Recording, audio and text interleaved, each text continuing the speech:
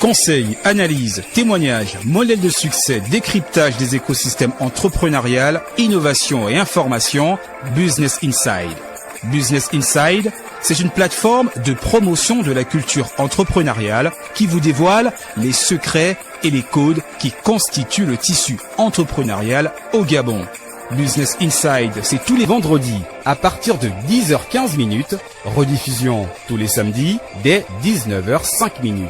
Business Inside, présenté par Jules Stevens Biwaou sur Radio Gabon, la référence. Bonjour chers auditeurs de Business Inside et de Radio Gabon en général, vous êtes sur votre émission avec votre présentateur habituel, Monsieur Jules Biwaou, et aujourd'hui nous sommes avec Mademoiselle Ocharis Ovonalugo. Regardez bien Ocharis, je crois que ce visage vous dit quelque chose pour vous qui êtes sur les réseaux sociaux. Alors Ocharis, c'est qui? Ocharis, c'est une blogueuse professionnelle à Libreville, c'est une vraie ambassadeur de marque, précisément Evindo. Et c'est une créatrice de contenu et initiatrice des apéros littéraires. Alors, on va aller étape par étape parce qu'on veut parler de métier aujourd'hui dans ce numéro de Business Inside. Les gens cherchent ce qu'il faut faire, les métiers du web, les métiers du digital ou du commercial. Et aujourd'hui, vous êtes blogueuse professionnelle. Si on dit blogueuse professionnelle, ça veut dire c'est un métier. Comment ça se passe? Comment on devient blogueuse professionnelle? Qu'est-ce qu'il faut? On suit quel parcours? Bon. Après, c'est un métier vraiment de feeling avec le digital qui a ouvert beaucoup de portes sur des métiers dits indépendants. Être blogueur, c'est avoir une éditoriale, des gens avec qui partager une passion, quelque chose qu'on aime faire, trouver en fait sa niche, comme on aimerait le dire, et partager sa passion avec ces personnes. Mais je tiens à insister sur quelque chose que je reproche vraiment à l'univers digital africain, c'est de confondre les blogueurs aux Facebookers, Instagrammeurs, TikTokers. Alors, c'est quoi la différence alors? Un blogueur, déjà, il a un site internet. Très bien. Où il partage son contenu, il a une ligne éditoriale. La ligne éditoriale, c'est simplement avoir un sujet de prédilection, des centres d'intérêt bien fixés. D'accord. Un TikToker, c'est un TikToker. Il crée du contenu sur TikTok. Un Instagrammeur, il crée du contenu sur Instagram. Un blogueur, il a certes des réseaux de relais. Parce qu'il peut avoir une page Facebook, une page Instagram, TikTok, tout ce qu'il veut. Mais la base, c'est qu'il a un site internet où il partage sa passion avec des personnes qui sont fans, donc des abonnés. Et pour Ocharis, c'est quoi le domaine de prédilection? Le Made in Gabon est le recensement de tout ce qui est hôtel, restaurant, spa à Libreville. Alors, parler de cela, comment ça se passe l'organisation de votre travail? Comment on devient blogueuse alors? Pour devenir blogueur, il faut aimer écrire. Ça, il faut le dire, parce que c'est un métier où on partage d'abord avec l'écriture. Donc, il faut avoir un très bon niveau de langue en français. Bon, en français, parce qu'on est dans un pays francophone. Il faut savoir toucher l'audience. Être un blogueur, ce n'est pas écrire de façon très, je peux dire ça comment, corporate. D'accord. Il faut être à l'aise. Lorsqu'on lit un article de blog, il faut qu'on ait l'impression de discuter avec un ami. Très bien. Sans tomber forcément dans le familier un peu vulgaire. Encore qu'il y a des personnes qui peuvent apprécier. Ça dépend de sa cible. Mais il faut vraiment écrire comme du cœur à cœur. Avec des... Est-ce qu'il s'agit d'un journal intime partagé avec des followers? Il s'agit dans le contenu? Il y a différents types de blogs. Voici pourquoi je précise sur le blogueur professionnel. Moi, je suis blogueuse professionnelle, mais lifestyle. Donc, art de vivre en français. Art de vivre, oui. Voilà. Il y a des blogueurs de niche. Il y a des blogueurs de niche, donc des personnes qui parlent des sujets dont tout le monde n'est pas forcément passionné. Par exemple, on peut avoir des blogueurs qui parlent de montres. Tout le monde n'est pas passionné par l'univers de la montre. Comment on va créer une montre, quelles sont les marques en vogue. Il y a des blogueurs qui sont spécialisés par exemple dans les voitures. Ils vont vous dire ça c'est 10 chevaux, ça c'est... Moi je connais rien, je sais que la voiture, c'est la voiture. Il y a des blogueurs comme nous, des blogueurs professionnels. Donc c'est ma première profession. J'ai d'autres casquettes, mais ma première casquette, c'est celle de blogueuse. Alors, le cheminement pour arriver à blogueur professionnel, est-ce qu'on suit un cursus en école, il y a une formation? Non. Ou on est passionné par quelque chose, c'est au feeling, on suit et au fur et à mesure on s'améliore? Comment on devient blogueur? Pour être blogueur, il faut être très bon d'abord dans la communication. Donc, si on peut suivre un cursus en communication et marketing, ce serait l'idéal. Parce que moi-même, je suis diplômée en marketing et commerce international. Parfait. Donc, parce que le métier de blogueur, il faut savoir qu'on cumule beaucoup de métiers. on est en même temps community manager, on est négociateur commercial, on est son propre comptable d'abord dans les débuts, parce que forcément il y a des partenariats, il y a des contrats, on est son propre comptable. Donc il faut avoir tous ces skills-là déjà pour être un bon blogueur. Connaissance, ouais. Voilà.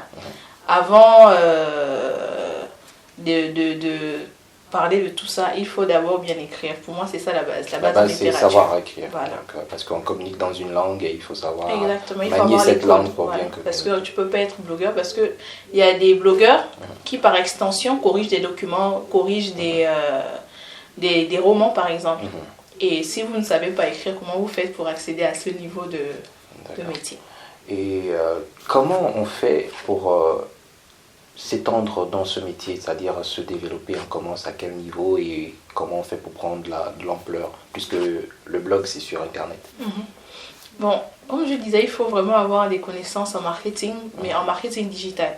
Parce qu'après, c'est tout un travail de branding, donc de marque. Donc il y a toute une stratégie derrière? Il y a toute une stratégie derrière. Comme je dis, si on connaît déjà ce qu'on veut faire, la ligne éditoriale, donc les centres d'intérêt, ce sera plus facile de toucher des personnes qui aiment aussi ce que nous on fait, parce que le but c'est de partager vraiment une passion avec les gens. Moi j'aime manger, comme je dis, tout le monde me reconnaît comme la mangeuse nationale.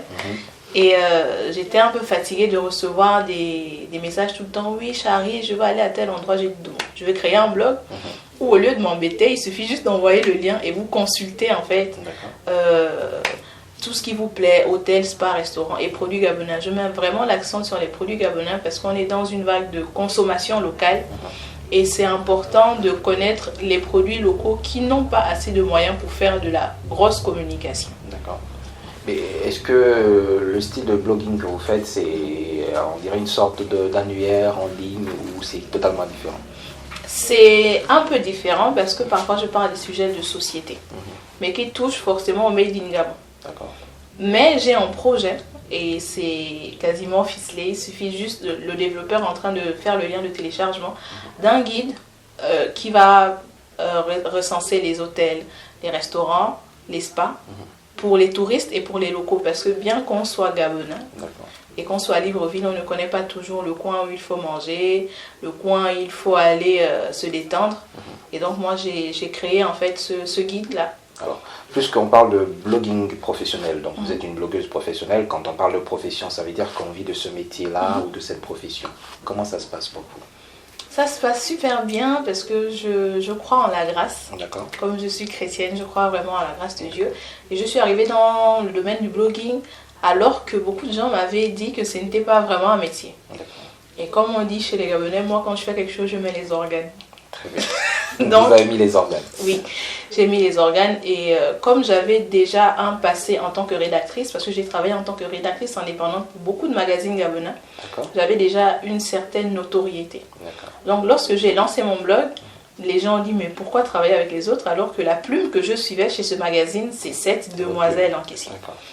Donc moi j'ai pas eu de problème pour rentabiliser mon blog parce que dès que j'ai annoncé que j'allais lancer le blog, j'ai reçu des RTL Monnaie, j'avais même pas encore de grille tarifaire pour dire non, je veux que ce soit toi qui écrives pour moi. Donc ça a été un peu facile, mais après il faut rester constant. Alors aujourd'hui on parle de l'économie numérique, donc c'est un domaine assez délicat pour suivre tout ça, les ventes, comment vous vendez vos services, comment vous faites payer, comment c'est organisé cet univers-là? Il faut aller d'abord se déclarer à l'ANPI. Normalement, on met souvent agence de publicité pour les papiers. Il faut avoir un compte. Parce que moi, aujourd'hui, je travaille avec de grosses boîtes. Donc, vous êtes une entreprise constituée. Voilà, je suis une entreprise légalement constituée. Voilà. Vous voulez entreprendre, c'est le conseil, faites comme autre, il faut vous formaliser. Et c'est 425 000 en même temps pour l'ANPI. Entreprise individuelle. Voilà, pour une entreprise individuelle, donc ça va. Et lorsque vous travaillez en démarche des grandes entreprises, tout de suite vous n'êtes pas visible. Vous avez besoin de travailler avec les gens parce que vous avez besoin d'argent, vous avez besoin de visibilité. Donc il y a ce qu'on appelle un pressbook, un kit média où j'ai répertorié mes services, on donne sa grille tarifaire et on donne les gens avec qui on a déjà collaboré. Mais on se base sur quoi pour établir une grille tarifaire par exemple? Ça c'est un peu compliqué. Est-ce que c'est votre expérience, c'est votre influence, vous vous basez sur quoi? Vous vendez quoi précisément? Au début, comme je disais, j'ai travaillé avec certains magazines en tant que pigiste. D'accord. Donc, j'avais plus ou moins les prix qu'on prenait en magazine pour écrire un article. Mais j'ai fait vite le calcul, parce que si on vous donne par exemple 20 000 pour écrire un article, c'est que la personne a payé plus cher Tout à fait. en amont et que ça, c'est votre part que l'entreprise vous donne. Tout à fait. Donc, je me suis un peu basée sur ça pour faire ma grille tarifaire, et au fur et à mesure que la notoriété de Aude Charis, parce qu'au début, ça a commencé par une phrase toute bête, Aude Charis, ça fait le texte. Et ça, c'est devenu très viral. Il y a des gens qui m'appellent comme ça aujourd'hui, alors que mon prénom est juste au début.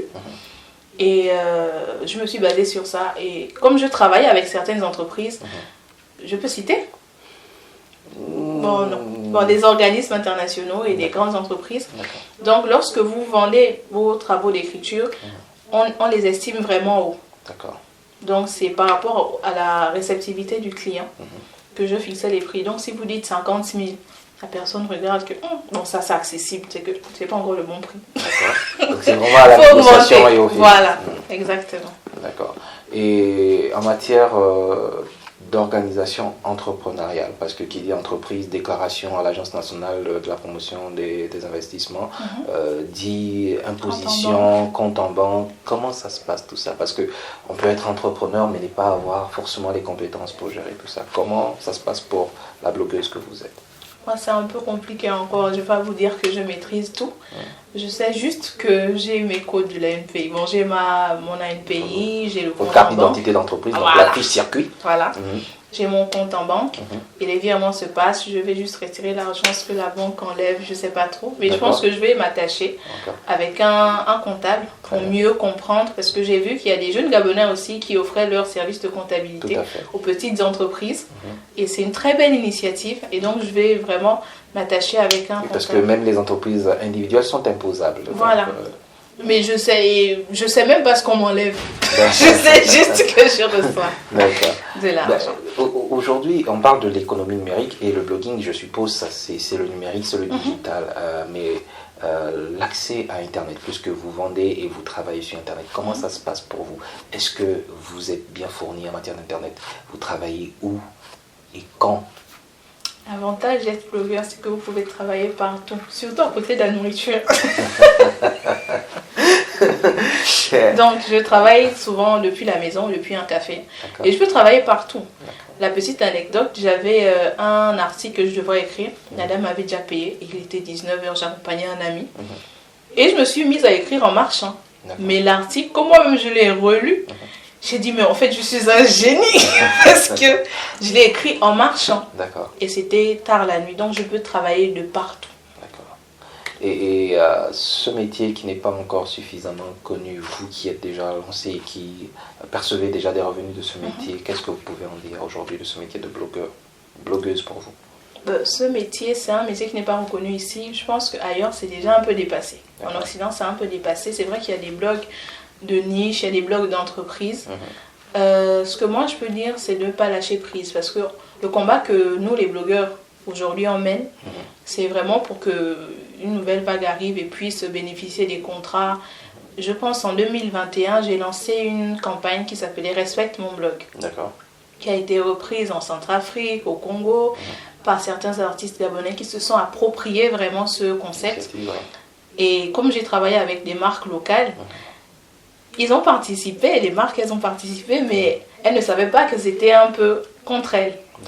Parce que lorsque tu participes à Respecte mon blog, c'est que tu es obligé de me payer le vrai prix d'un blogueur derrière. Tu ne peux plus m'appeler parce que les fiches, c'était vraiment des petites phrases qu'on reçoit au quotidien entre blogueurs. On va te dire, bon, viens couvrir l'événement, je te paye le taxi. Ou le blogging, c'est pas vraiment un métier. Et le slogan, c'était Respecte mon blog, c'est du temps, c'est de l'énergie, c'est un travail. D'accord, on a bien compris que c'est un travail, et c'est un travail qui généralement se passe en ligne. Et vous parlez de blogueurs, donc ça veut dire qu'il y a une communauté. Il y avait une communauté de blogueurs en 2019, je pense, mais qui a été dissoute. Mais il y a beaucoup de blogueurs maintenant. Et moi-même, en ce moment, je coach un blogueur. J'ai envie qu'il vienne me voler les marchés pour sentir beaucoup de concurrence. Et je trouve que c'est bien que maintenant, on puisse inspirer d'autres personnes qui voyaient le blogging juste comme un passe-temps. mais que les gens prennent maintenant leur temps parce que c'est vraiment la création de contenu. Il faut avoir une connexion Internet, comme vous avez dit, il faut avoir un ordinateur ou un téléphone, il faut investir dans un téléphone de qualité ou avoir un appareil photo parce que tout est filmé vraiment manuellement. Là, j'ai lancé une web émission. Donc, il faut avoir le matériel vidéo adéquat pour partager un contenu de qualité. Donc, c'est vraiment beaucoup de charges derrière qui incombe aussi d'avoir une rémunération qui est à la hauteur de ces charges-là. D'accord. Et en matière d'approvisionnement, justement, de tout ce matériel que vous utilisez pour bloguer, est-ce que votre matériel, vous le trouvez sur place? Vous avez tout ce qu'il vous faut sur place au Gabon ou vous devez faire appel à des services extérieurs? Pour le moment, non. Je travaille avec vraiment tout ce qui est local. L'entreprise qui gère ma web émission, elle est 100% gabonaise avec des jeunes Gabonais. Mes téléphones, on les achète au marché, à Petit Paris. Et je pense que tout est encore local et que c'est bien qu'on puisse encore travailler avec les Gabonais. Ça demande beaucoup de logistique, certes, mais on gère son temps.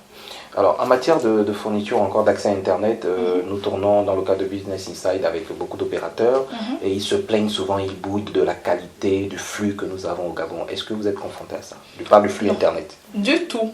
Moi, ma connexion, elle est super rapide. Vous mettez du contenu, je crois, écrit, vidéo, etc.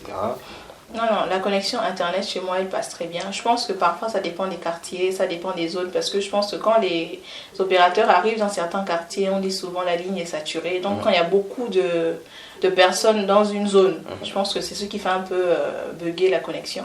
Mais les gens peuvent prendre le débit un peu au-dessus pour avoir une meilleure connexion, parce que je pense que les opérateurs, maintenant, proposent des débits pour des ménages de 3-4 personnes, pour un peu plus. Il suffit d'investir un peu plus. Alors, est-ce que le métier de blogueur peut être classé comme métier, une profession du digital? Bien évidemment. Et je milite tous les jours pour ça. D'accord, parce que quand on parle du digital, rarement on nous parle de ce métier, de cette profession. Oui, parce qu'il n'y en avait pas beaucoup. Il y a beaucoup qui étaient avant moi. J'ai travaillé pour certains blogs au début, mais les conditions, je pense qu'elles étaient un peu compliquées. D'accord. Elles étaient compliquées, les gens n'étaient pas compris en tant que blogueurs. Mais avec la nouvelle vague de blogueurs, on a un groupe là qu'on appelle les Opinions. Ce sont des blogueuses vraiment féminines qui font un travail exceptionnel. Et non, là ça va maintenant. On a essayé de casser les codes. On a une blogueuse qui a fait la publicité d'une maison de téléphonie mobile. Elle est partout jusqu'en province. Moi qui travaille avec des organismes internationaux, qui représente parfois des organismes internationaux, qui est brand ambassadeur, qui a un métier aussi qui est encore en état de développement au Gabon. Justement, nous sommes là pour en parler, puisqu'on a longuement parlé du métier de blogueur, mais vous avez aussi notre casquette de brand ambassadeur. Donc, de quoi s'agit-il? Donc, ambassadeur de marque, pour ceux qui ne comprennent pas l'anglais. Donc, un ambassadeur de marque, il représente la marque au quotidien. Partout où il va, il représente la marque. Et son travail consiste à quoi au quotidien? À représenter la marque, à parler de la marque, à recommander la marque et à faire comprendre aux personnes qui ne comprennent pas peut-être l'utilisation des produits. Comme moi, je suis ambassadrice Ivindo. C'est vraiment montrer au quotidien qu'Ivindo, c'est la marque qu'il vous faut, montrer l'utilisation, l'utilité et les résultats aussi sur moi. Parce que souvent on est un peu sceptique pour acheter quelque chose qu'on ne connaît pas. Et les brand ambassadeurs sont là vraiment pour faciliter ce message que véhicule la marque qui est peut-être souvent corporate, que les gens ne comprennent pas. Alors, j'entends beaucoup de choses, ça murmure beaucoup pour les brand ambassadeurs. Il y a beaucoup de contraintes parce que les marques ont beaucoup d'exigences et après votre vie devient compliquée parce que vous ne rentrez pas dans le cahier des charges de la marque. Est-ce que vous avez déjà été confronté à ça ou fait face à cela? Non. Parce qu'on parle parfois des problèmes d'éthique pour les ambassadeurs par rapport au positionnement de la marque et tout ça. Mais là, je pense que c'est plus un problème au niveau de la marque. Lorsqu'on a une marque, lorsqu'on est une marque, on prend des personnes avec nous qui ont les mêmes valeurs que nous, qui ont la même vision que nous. Donc, il ne peut pas avoir déjà un problème d'éthique, il ne peut pas avoir un problème de valeur si dès le départ, on a compris la personne qu'on engage.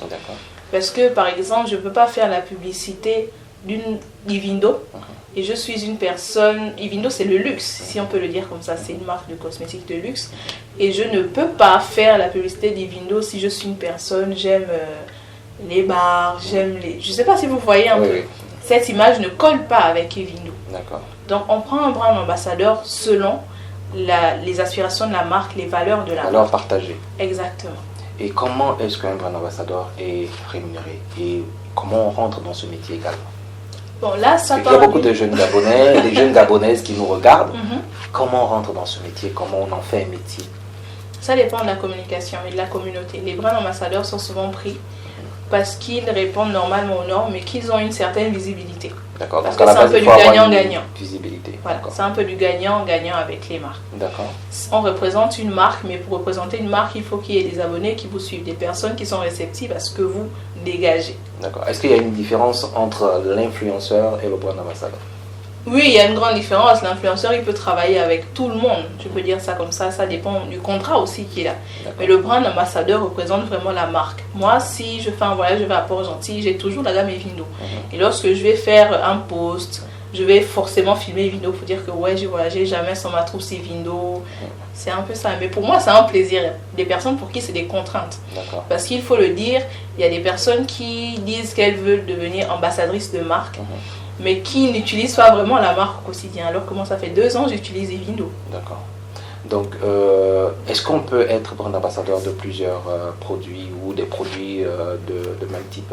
C'est Non, possible? c'est pas possible. C'est de la concurrence déloyale, si on peut le dire comme ça. D'accord. Mais moi, la différence, c'est que le côté blogueuse reste le côté blogueuse et le côté autre-chariste reste la brand ambassadeur. Est-ce que le porteur de marque, quand vous mettez en avant, par exemple, sur votre blog, d'autres marques ne murmurent pas? Du tout, c'est... Comment c'est régi? Il y a des contrats ou ça se passe comment? Bien sûr qu'il y a des contrats. C'est normal. Mais je ne peux pas, par exemple, je ne peux pas faire poser pour une publicité toute faite pour une autre marque. D'accord. Ça ne se fait pas. D'accord. Mais, comme je disais, il faut différencier le haut charis, qui est la brand ambassadeur, et Plume Or, qui est le blog. D'accord.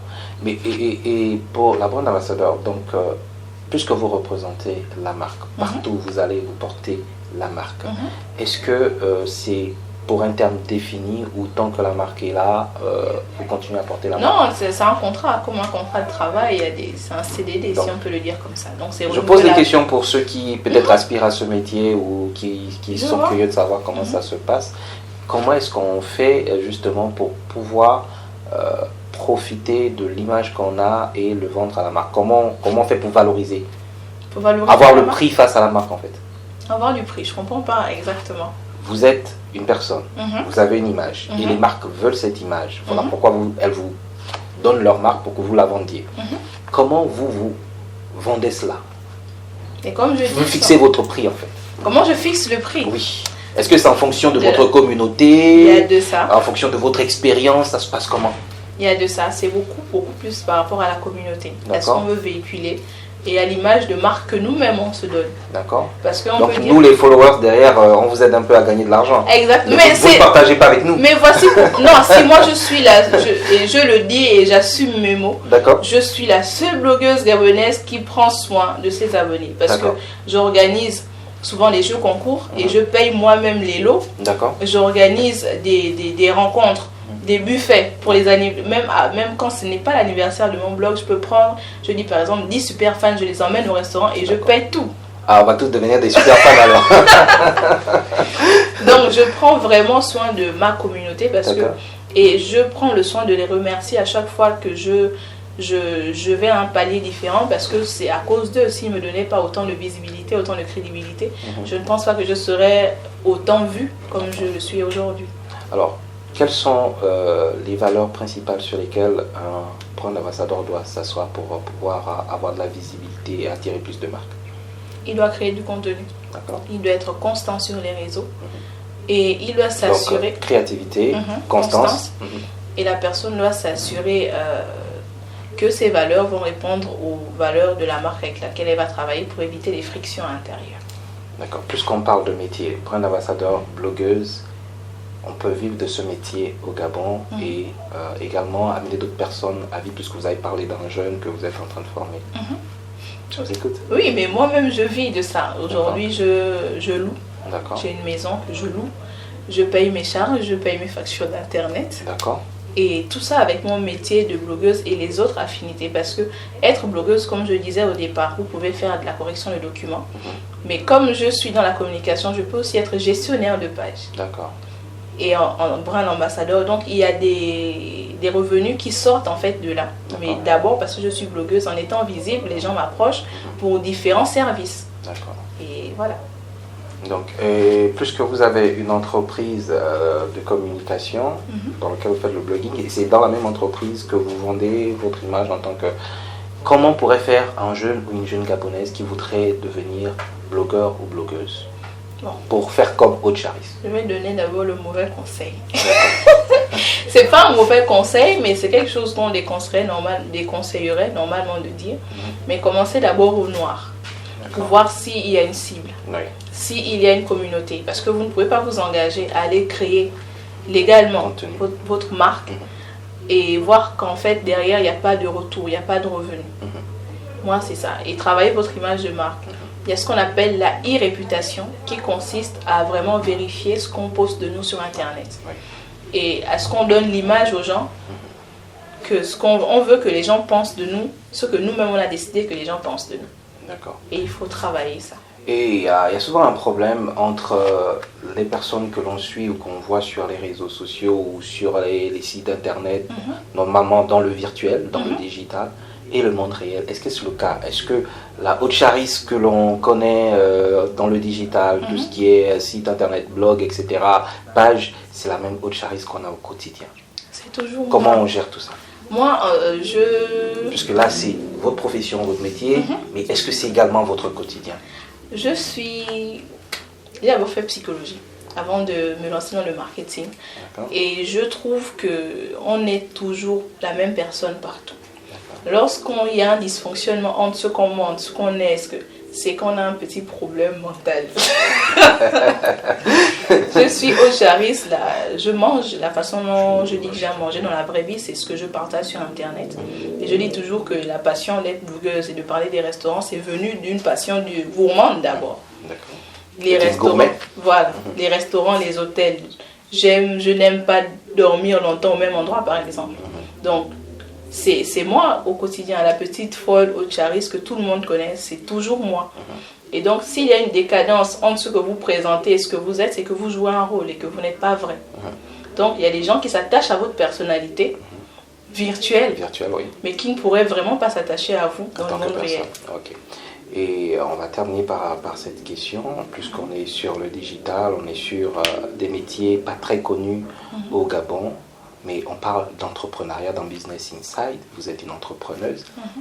Beaucoup de jeunes entrepreneurs avec qui nous tournons nous disent « Ah, M. Luaou, Business Inside, je peux vous assurer, c'est bien, mais l'entrepreneuriat, c'est pas facile, c'est pas donné. » Qu'est-ce que vous pouvez dire à tous ces jeunes qui aspirent à entreprendre ou bien qui ont déjà débuté? Quel serait votre mot d'encouragement ou d'orientation pour ces jeunes qui veulent entreprendre? La première phrase, on n'entreprend pas pour se faire de l'argent d'abord. Tout doit venir d'une passion. Parce que si vous faites les choses parce qu'on vous a dit qu'il y a de l'argent devant, le jour où il n'y aura pas l'argent, vous allez abandonner. Alors que lorsqu'on est passionné, c'est une flamme qui ne s'éteint pas. Même lorsqu'il y aura des difficultés, même lorsqu'il y aura des problèmes, vous savez que vous êtes passionné et que vous êtes fait pour ça. Donc vous allez toujours continuer. Moi, c'est vraiment ça mon conseil, de faire les choses avec passion.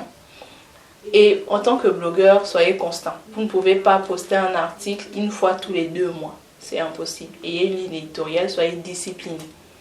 La discipline, c'est important dans tout ce qu'on fait. Aujourd'hui, j'ai plusieurs casquettes. Et si je n'étais pas disciplinée et organisée, je n'allais jamais m'en sortir. Donc derrière la Aude Charis Bouloualou, là, il y a la discipline. Bah forcément, parce que si je ne suis pas disciplinée, comment je fais pour poster à temps? Comment je fais pour gérer et le blog, et l'émission web, et la gestion des réseaux sociaux, et la brand ambassadeur? S'il n'y a pas une organisation et de la discipline, je ne peux pas m'en sortir. Bien, on va faire un récap pour le dites-nous. Donc vous allez nous dire votre parcours, vous êtes qui, vous êtes né où, vous êtes célibataire, vous êtes marié, vous avez des enfants. Voilà, donc dites-nous qui vous êtes, votre profil, votre parcours. D'accord, je suis Aude Charis Ovono-Alogo, j'ai 26 ans maintenant et je suis diplômée j'ai un master en marketing et commerce international. Je n'ai pas d'enfant, J'ai un petit ami que j'appelle les talons noirs. Si Elle est vous êtes occupée. abonné, En plus, les talons noirs, écoutez le nom. Voilà. si vous êtes abonné à mon blog, vous savez que je fais toujours cette petite dédicace à les talons noirs. Le blogging, c'est vraiment une passion. J'aime écrire et sans prétention, j'écris depuis que j'ai 4 ans et je lis depuis que j'ai 3 ans. J'ai écrit un premier conte pour enfants. Malheureusement, la mentalité des parents, quand on est né au Gabon, on ne sait pas de valoriser ça. Tout de suite, j'ai des cousins qui mouillaient à chaque fois les livres en question parce que les vacances, je prenais des rames de papier, je les agrafais, j'écrivais des contes pour enfants à 6 ans, étant moi-même enfant. Et la littérature, c'est vraiment quelque chose qui m'a passionnée depuis. Je ne passais pas mon temps à jouer avec les autres parce que mon père nous gardait vraiment enfermés dans la barrière. Donc je passais mon temps à bouquiner parce qu'il avait une très grande bibliothèque. Et voici pourquoi j'ai lancé il y a quelques mois les apéros littéraires, qui sont un rendez-vous où on se rencontre autour de la littérature gabonaise et qui fait aussi en même temps découvertes, restaurants et hôtels, parce que chaque mois, on se déplace d'un restaurant à un autre et ça permet aux personnes qui ont adhéré aux apéros littéraires de découvrir aussi des endroits à Libreville. Donc, je fais prendre vie à mon blog au travers des apéros littéraires. Et Ouchari, c'est cette fille-là qui aime manger, qui a des passes pour manger dans beaucoup de restaurants à Libreville. Je mange cadeau. Je me fais masser cadeau. Et parfois, je voyage cadeau. Parfait. Alors, donc, on va s'arrêter par là, vu le temps qui nous est imparti. Ce fut un plaisir d'échanger avec vous. Et si vous aviez un mot de la fin à dire à nos auditeurs et nos followers, ce serait quoi? Abonnez-vous à tous mes comptes. Plume-or by Oucharis. Le site, c'est www.plume-or.com. Venez, on a besoin d'être plus nombreux là. Business Inside, c'est terminé pour aujourd'hui, mais c'est pas fini. À la prochaine.